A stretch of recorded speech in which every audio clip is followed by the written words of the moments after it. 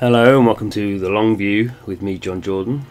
So we're firing up Battle Champs, which is a game that I looked at getting on for 2 weeks ago in a first time user experience. So it's a Japanese developed game from a company called Blaze Games, kind of build and battle type strategy game with a very Japanese take on it. So here we go, gone in through the daily stamp, get some rubies, some information. I have 18 messages. Yeah, okay.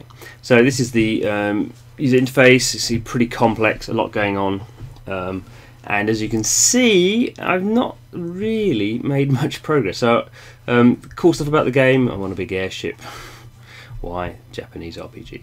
On a big airship. So I'm building a base, kind of usual kind of stuff you have in a base. So it's kind of, you can see here there's a charm nest, a little hen there, and what these kind of bubble pump things are. Look a bit like anteaters or something, don't they?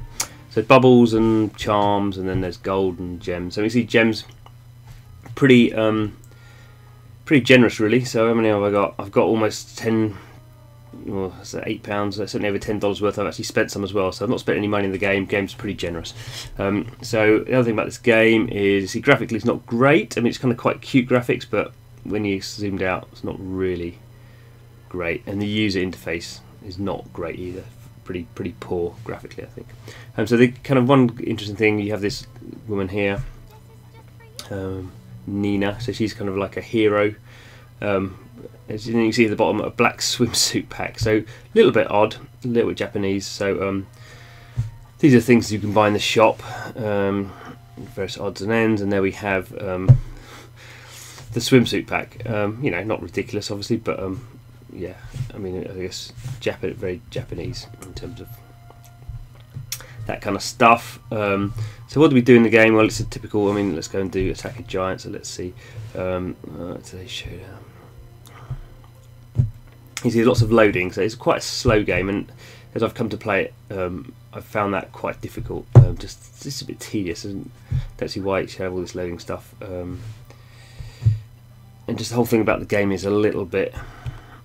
The flow's not very good, really. So this is a base that I've got to attack.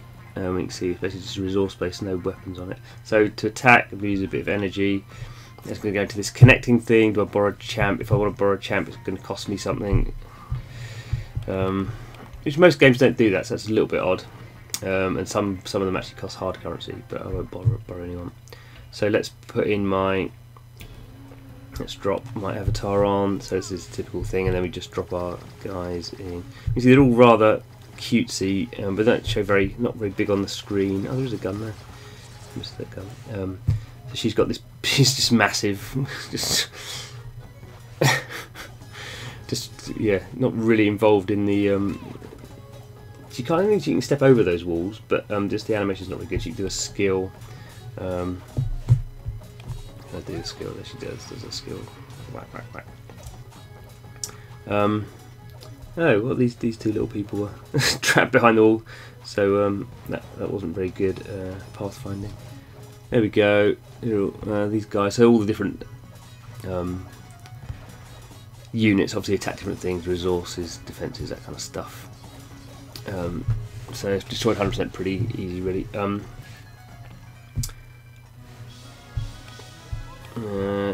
Typical thing, you get resources, have to go to the inbox, very MMO RPG type experience.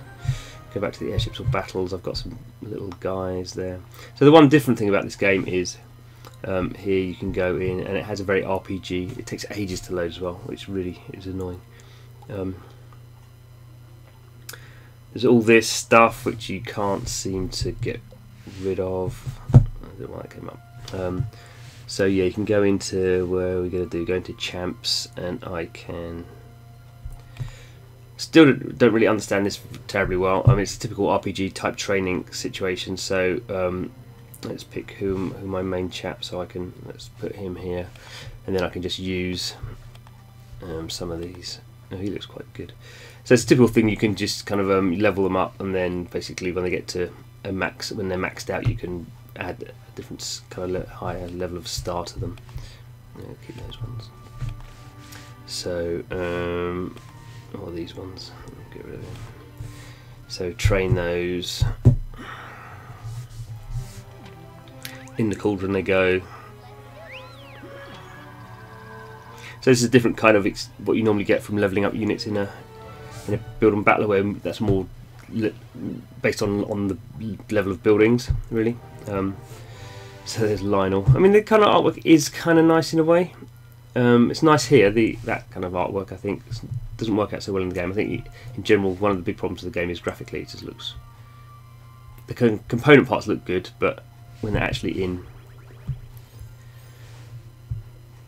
the game they look a bit rubbish. And this kind of weird loading thing. Oh, what's she going to do now? Upgrade my core, get it from my inbox. So I think the biggest problem with this game is just the flow of stuff that's going on. You know, there's just too much detail going on, which maybe I can understand it in kind of Japanese RPGs tend to be a bit like that, a lot going on. But this kind of stuff, whoa, I mean, it's kind of weird because some of this stuff is also on the main screen, so they've got it kind of twice, and this is very ugly, but at least that takes, if you took it off the main screen, or at least you could have a customizable screen maybe, I don't know. So there's all this again, which you can't, unless you actually read it, doesn't seem to be able to get rid of it, and who wants to read 18 different notifications? And it go away, and what's this? Oh, it's mission. So it's just, they're going to collect anything here? I can't collect them, but there's no collect all. It's very slow. So yeah, I kind of was looking forward, and I thought I would get on a bit better with Battle Champs. And it's kind of, I think, one of the things that's interesting with free-to-play mobile games is the first couple of times you play them, you're kind of quite keen because it's new, obviously, and you kind of how the system works, and you're trying to find out stuff. But then, particularly, something is slow. Just in terms of not really slow to load the game, but it's kind of slow to operate the game, and I think it's quite confusing, and it just doesn't look very nice. And when you're playing, maybe not like everyone else, but I'm playing about 10 games at any one period of time. You know, you go through a cycle of which are the quickest to get into, which are the ones I know I'm going to get a quick hit on, and the ones that you aren't quick and don't give you a quick hit, which may be good games in the long run. If you get into them, you never get the chance. I think that's probably the most important thing for free-to-play mobile developers to realise is it's not just about what your game is, it's about what all the other games people are playing. So you have to assume probably people, if they're into this kind of thing, they're maybe playing a Clash of Clans or a Clash Royale or a Transformers, or and so you're not just competing for time, you're competing against other games for time. And I think that's kind of where, quirky as this is, the general experience is not compelling enough. So even though we're calling this the long view, obviously the whole point of that is to play games for as long as possible. That doesn't mean you can't obviously keep playing every game. So as important as the first time user experience, I guess, is the point at which you decide to churn out, which happens for every game. Everyone stops playing a game after some period of time. You know, people start playing Clash of Clans, and after 3 years, at some point, for whatever reason, they stop. So that's the kind of the life cycle of the user in the game. So it's important to kind of capture that as well. So unfortunately for Battle Champs, that's where we are with Battle Champs. So we're going to just do that. Gone Battle Champs. So there we go. That was the end of Battle Champs' first game on the long view that we've churned out of, got rid of. As you can see here, that's my little Day 8 Plus folder that I've got going on there. So Soul King's still in there, doing well with that. So don't forget to subscribe to the channel. So we're doing a lot of this analysis, or kind of talking through free-to-play mobile games and why I'm still playing them or not playing them, as the case may be. If that's your thing, do subscribe, you won't miss anything. Thanks for listening, hope to see you again soon.